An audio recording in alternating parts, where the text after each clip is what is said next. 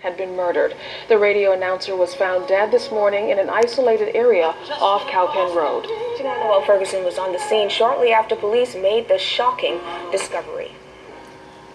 To the attendance records at the Broadcasting Corporation of the Bahamas, Radio 1240 AM personality 48-year-old Scott Richards left ZNS's Rusty Bethel Drive headquarters in his silver Dodge Durango Jeep at 6:20 Thursday morning after completing his midnight to 6 a.m. shift. Now, less than 3 hours later, police reported to the media that the body of a man was found with multiple gunshot wounds on the boardwalk of Bonefish Park off Cowpen Road. Staff at the Broadcasting Corporation had heard that the victim could possibly be Richards, who was an employee since 2001. This information confirmed when ZNS News arrived on scene and saw his Jeep parked in the distance. Assistant Commissioner of Police Leon Bethel briefed media on how they discovered Richards. Right of another Bahamian. Police officers from the Carmichael Road police station were on normal mobile patrol sometime around 9:55 a.m. They were checking the Bonefish Pond area when they saw a vehicle where they thought to be suspicious. They decided to check further, and a little over 100 feet away from this vehicle was the body of a man lying on the ground. He had what appeared to be gunshot wounds to the body. Now, our news team learned that Richards' car appeared to be locked and was parked at the Broadwalk's entrance. The ground stained with his blood, and when pressed by reporters, police could not reveal much about this latest murder. Where was he shot exactly? About the body, that's all we can say. Was he lying face up, face down? We will not give that information right now. Of him, what was he wearing? Black, white? No, we cannot say that. He's a dark color man.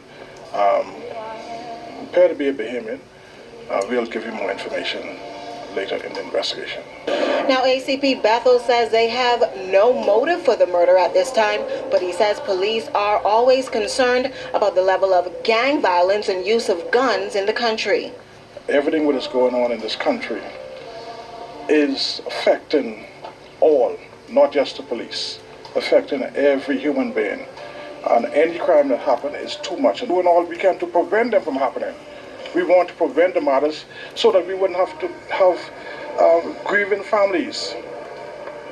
If we could prevent the matters from happening, a lot of families would not be grieving. The Royal Bahamas Police Force have the capability of solving practically any matter that happened. And you've seen it, you've seen people go into court. But the problem is that we do not want the matters to happen. We want to stop them before it happens, and the human people should talk to us a little more. That's all. Now, police are asking for anyone with information on this latest murder to contact them as soon as possible. Janae Noel Ferguson, ZNS Network News. Well, the bad news hit home today when ZNS staffers learned of Scott's passing. It was hard to believe the man who signed off the air around 4 o'clock this morning was gone just hours later. Music till dawn on the ZNS radio network. Pleasant good morning to your Bahamas. He was the voice of the late night on Radio Bahamas 1540. Since 2001, this voice was transmitted across the Bahamas until the wee hours of the morning.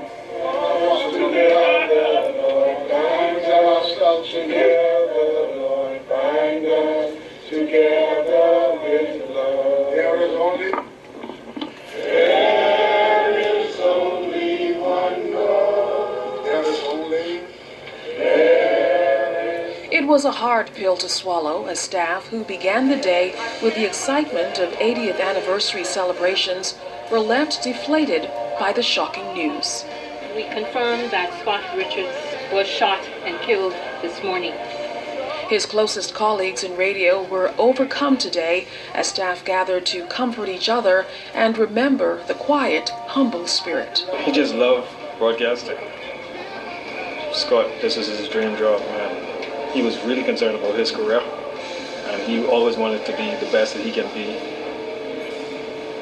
That's Scott Richards, and loved music till dawn. That's the thing that he really wanted to work on. He never talked much But, you know, whenever he said something, he was always genuine. You know, he was always just authentic. Corporation executives, along with former chairman Kelsey Johnson, offered these words of solace and encouragement. What is most important, that we give him the respect that he deserved. And so let us mourn his death as we must, but mourn with hope. Let's mourn his death with hope, because I truly believe that the contributions he was made to ZNS and to this country will live on long after this incident, because he did touch some lives around his country through the craft that God has blessed him with. You know, he loved ZNS and he loved what he did. And so we all must remember that, you know, we're one, we're a family. Most of his audience did not know the face, but they certainly knew the voice. And like his professional and personal legacy, it will live on. The time now is 4:29 now. Coming up next is the program, The Morning Watch broadcast.